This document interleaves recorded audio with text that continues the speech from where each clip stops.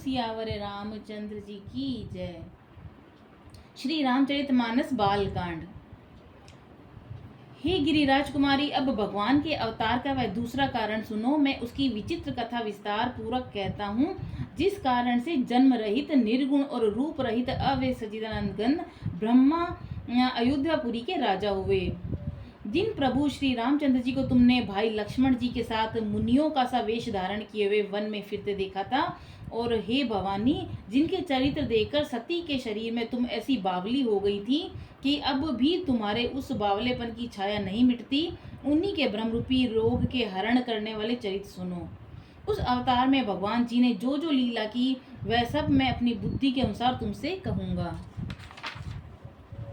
याज्ञवल्क्य जी ने कहा कि हे भारद्वाज, शंकर जी के वचन सुनकर पार्वती जी संकुचाकर प्रेम सहित मुस्कुराई। फिर वृषकेतु शिव जी उस कारण से भगवान का वह अवतार हुआ जिसका वर्णन करने लगे। हे मुनीश्वर भारद्वाज, वह मैं अब सब तुमसे कहता हूँ, मन लगाकर सुनो। श्री रामचंद्र जी की कथा कलयुग के पापों को हरने वाली, कल्याण करने वाली बहुत सुंदर है। स्वयंभू मनु और उनकी पत्नी शतरूपा, जिससे मनुष्यों की ये अनुपम सृष्टि हुई। इन दोनों पति पत्नी के धर्म और आचरण बहुत अच्छे थे। आज भी वेद जिनकी मर्यादा का गान करते हैं। राजा उत्तानपाद उनके पुत्र थे, जिनके पुत्र प्रसिद्ध हरिभक्त ध्रुव जी हुए। उन मुनि जी के छोटे लड़के का नाम प्रियव्रत था, जिसकी प्रशंसा वेद रूप पुराण करते हैं। पुनः देवहूति उनकी कन्या थी, जो करदम मुनि की प्यारी पत्नी हुई, जिन्होंने आदिदेव दीनों पर दया करने वाले समर्थ और कृपालु भगवान कपिल को गर्भ में धारण किया। तत्वों का विचार करने में अत्यंत निपुण जिन कपिल भगवान ने सांख्य शास्त्र का प्रकट रूप में वर्णन किया, स्वयंभू मुनि मनु जी ने बहुत समय तक राज्य किया और सब प्रकार के भगवान की आज्ञा रूप शास्त्रों की मर्यादा का पालन किया। घर में रहते बुढ़ापा आ गया, परंतु विषयों से वैराग्य नहीं होता। इस बात को सोचकर उनके मन में बड़ा दुख हुआ कि श्री हरि की भक्ति बिना जन्म के यूं ही चला गया। तब मनु जी ने अपने पुत्र को जबरदस्ती राज्य देकर स्वयं स्त्री सहित वन को गमन किया और अत्यंत पवित्र और साधकों की सिद्धि देने वाले तीर्थों में श्रेष्ठ नैमिषारण्य प्रसिद्ध है। वहाँ मुनियों और सिद्धों के समूह बसते हैं। राजा मनु हृदय में हर्षित होकर वहीं चले। वे धीर बुद्धि वाले राजा रानी मार्ग में जाते हुए ऐसे सुशोभित हो रहे थे, मानो ज्ञान और भक्ति ही शरीर धारण किए हुए जा रहे हों। चलते चलते वे गोमती के किनारे जा पहुँचे। हर्षित होकर उन्होंने निर्मल जल में स्नान किया और उनको धर्म धुरंधर राजर्षि जानकर सिद्ध और ज्ञानी मुनि उनसे मिलने आए। जहाँ जहाँ सुंदर तीर्थ थे, मुनियों ने आदरपूर्वक सभी तीर्थ उनको करा दिए। उनका शरीर दुर्बल हो गया था। वे मुनियों के से वत्कल धारण करते थे और संतों के समाज में नित्य पुराण सुनते थे और द्वादशाक्षर मंत्र ओम नमो भगवते वासुदेवाय का प्रेम सहित जप करते। भगवान वासुदेव के चरण कमलों में उन राजा रानी का मन बहुत लग गया। वे साग फल कंद का आहार करते थे और सच्चिदानंद ब्रह्म का स्मरण करते थे। फिर वे श्री हरि के लिए तप करने लगे और मूल फल को त्याग कर केवल जल के आधार पर रहने लगे।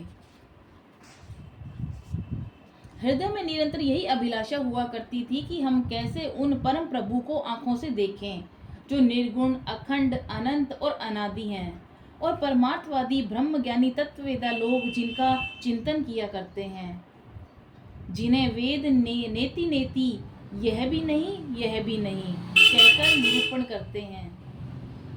यानी जिन्हें वेद नेति नेति यानी यह भी नहीं और यह भी नहीं कहकर निरूपण करते हैं, जो आनंद स्वरूप उपाधि रहित और अनुपम है, एवं जिनके अंश से अनेकों शिव ब्रह्मा विष्णु भगवान प्रकट होते हैं। ऐसे महान प्रभु भी सेवा के वश में हैं और भक्तों के लिए दिव्य लीला विग्रह धारण करते हैं। यदि वेदों में यह वचन सत्य का है, तो हमारी अभिलाषा भी अवश्य पूरी होगी। इस प्रकार जल का आहार करके तप करते 6,000 वर्ष बीत गए। फिर 7,000 वर्ष के वे वायु के आधार पर रहे। 10,000 वर्ष तक उन्होंने वायु का आधार भी छोड़ दिया और दोनों एक पैर से खड़े रहे। और उनका अपार तप देखकर ब्रह्मा विष्णु शिव जी कई बार मनु जी के पास आए। उन्होंने इन्हें अनेक प्रकार से ललचाया और कहा कि कुछ वर मांगो, पर ये परम धैर्यवान राजा रानी अपने तप से किसी के लिए डिगाए नहीं डिगे। यद्यपि उनका शरीर हड्डियों का ढांचा मात्र रह गया था, फिर भी उनके मन में जरा भी पीड़ा नहीं थी। सर्वज्ञ प्रभु ने अनन्य गति आश्रय वाले तपस्वी राजा रानी को निज दास जाना।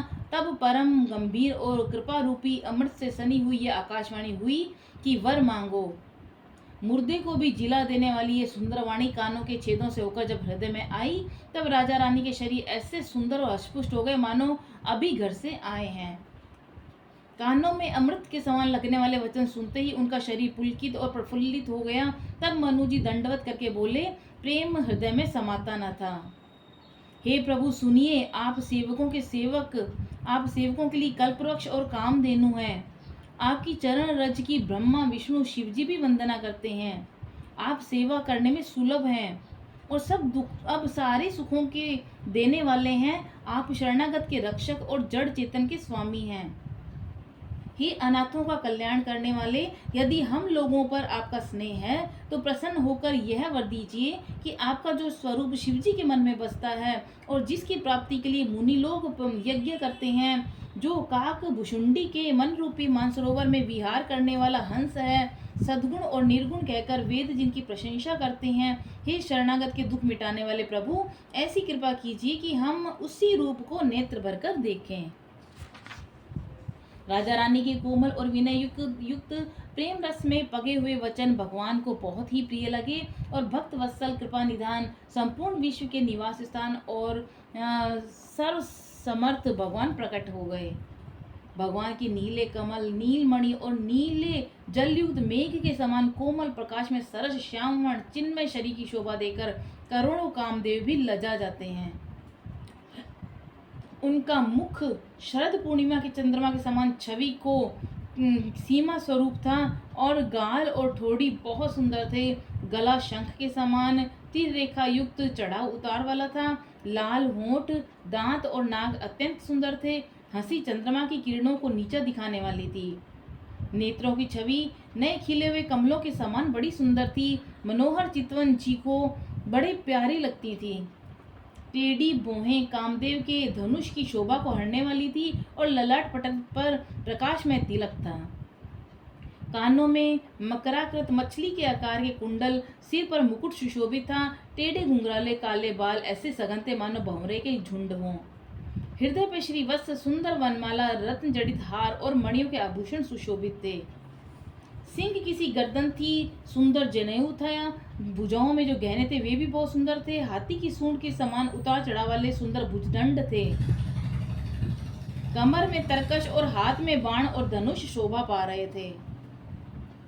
स्वर्ण वर्ण का प्रकाश पीतांबर बिजली को लजाने वाला था। पेट पर सुंदर 3 रेखाएं थी। नाभि ऐसी मनोहर थी मानो यमुना जी के भंवरों की छवि को छीन लेती हों, जिनमें मुनियों के मन रूपी भंवरे बसते हैं। भगवान के उन चरण कमलों का तो वर्णन ही नहीं किया जा सकता। भगवान के बाएं भाग में सदा अनुकूल रहने वाली शोभा की राशि जगत की मूल कारणा रूपा आदि शक्ति श्री जानकी जी की सुशोभित है, जिनके अंश से गुणों की खान अगणित लक्ष्मी, पार्वती, ब्रह्माणी देव श्री त्रिदेवों की शक्तियां उत्पन्न होती हैं। जिनकी भुओं के इशारे से जगत की रचना हो जाती है, वही भगवान की स्वरूप शक्ति श्री सीता जी श्री रामचंद्र जी की बाईं ओर स्थित है। शोभा की समुद्र श्री हरि के रूप को देकर मनु शतरूपा नेत्रों के पट पलकें रोके हुए एकटक स्तब्ध रह गए। उस अनुपम रूप को वे आदर सहित देख रहे हैं और देखते देखते अगाते ही नहीं हैं।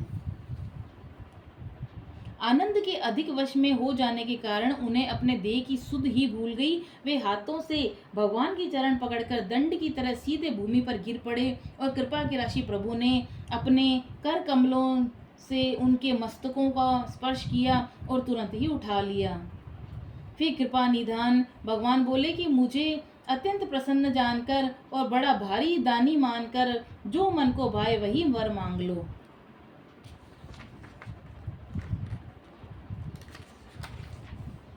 प्रभु के वचन सुनकर दोनों हाथ जोड़कर धीरज धरकर राजा ने कोमल वाणी कही कि हे नाथ, आपके चरण कमलों को देखकर अब हमारी सारी मनोकामनाएं पूरी हो गई हैं।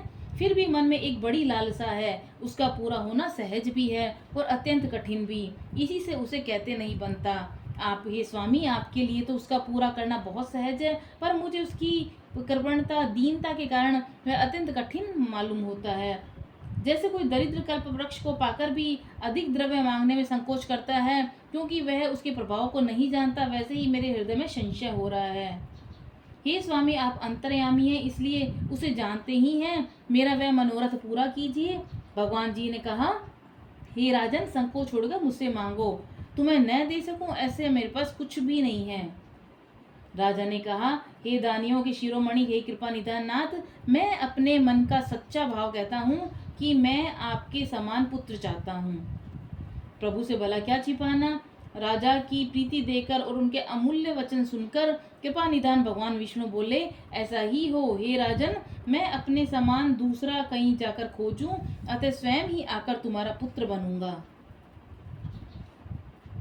शतरूपा जी को हाथ जोड़े देकर भगवान ने कहा, हे देवी, तुम्हारी जो इच्छा है सो वर मांग लो। शतरूपा ने कहा, हे नाथ, चतुर राजा ने जो वर मांगा है हे कृपालु, वह मुझे ही प्रिय लगा। परंतु हे प्रभु, बहुत ढिठाई हो रही है। यद्यपि हे भक्तों का हित करने वाले, यह ढिठाई भी आपको अच्छी ही लगती है। आप ब्रह्म आदि के भी पिता, उत्पन्न करने वाले, जगत के स्वामी, सबके हृदय के भीतर की जानने वाले ब्रह्मा हैं। ऐसा समझने पर मन में संदेह होता है, फिर भी प्रभु जी ने जो कहा है वही सत्य है। और मैं तो यह मांगती हूँ कि हे नाथ, आपके जो निज जन हैं, वे जो अलौकिक अखंड सुख पाते हैं और जिस परम गति को प्राप्त होते हैं, हे प्रभु, वही सुख, वही गति, वही भक्ति, वही अपने चरणों में प्रेम, वही ज्ञान और वही रहन सहन कृपा करके हमें दे दीजिए। रानी की कोमल और गूढ़ और मनोहर श्रेष्ठ वाक्य सुनकर कृपा के समुद्र भगवान कोमल वचन बोले, तुम्हारे मन में जो कुछ इच्छा है वह सब मैंने तुमको दिया, इसमें कोई संदेह नहीं। हे माता, तुम्हारी कृपा से तुम्हारा अलौकिक ज्ञान कभी नष्ट नहीं होगा। तब मनु ने भगवान के चरणों की वंदना करके फिर कहा, हे प्रभु, मेरी एक विनती और है। आपके चरणों में मेरी वैसी ही प्रीति हो जैसे पुत्र के लिए पिता की होती है। चाहे मुझे कोई बड़ा भारी मूर्ख ही क्यों न कहे, जैसे मणि के बिना सांप और जल के बिना मछली नहीं रह सकती, वैसे ही मेरा जीवन आपके अधीन रहे, आपके बिना नहीं रह सके। ऐसा वर मांगकर राजा भगवान के चरण पकड़े रहे। तब दया के निधान भगवान ने कहा, ऐसा ही हो। अब तुम मेरी आज्ञा मानकर देवराज इंद्र की राजधानी अमरावती में जाकर वास करो।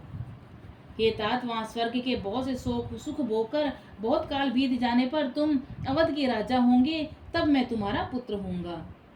इच्छा निर्मित मनुष्य रूप सजकर मैं तुम्हारे घर प्रकट होऊंगा। हे तात, मैं अपने अंशों सहित देह धारण करके भक्तों को सुख देने वाले चरित्र करूंगा। तो जिन चरित्रों को बड़े भाग्यशाली मनुष्य आदर सहित सुनकर ममता और मद त्याग कर भव सागर से तर जाएंगे, आदि शक्ति यह मेरी स्वरूप भूता माया भी, जिसने जगत को उत्पन्न किया है, अवतार लेगी। इस प्रकार मैं तुम्हारी अभिलाषा पूरी करूंगा। मेरा प्रण सत्य है, सत्य है, सत्य है। कृपा निधान भगवान बार बार ऐसा कहकर अंतर्ध्यान हो गए। वे स्त्री पुरुष राजा रानी भक्तों पर कृपा करने वाले भगवान को हृदय में धारण करके कुछ काल तक उस आश्रम में रहे। फिर उन्होंने समय पाकर सहज ही बिना कष्ट के शरीर छोड़कर अमरावती इंद्र की पुरी में जाकर वास किया। याज्ञवल्क्य जी कहते हैं कि हे भारद्वाज, इस अत्यंत पवित्र इतिहास को शिवजी ने पार्वती जी से कहा।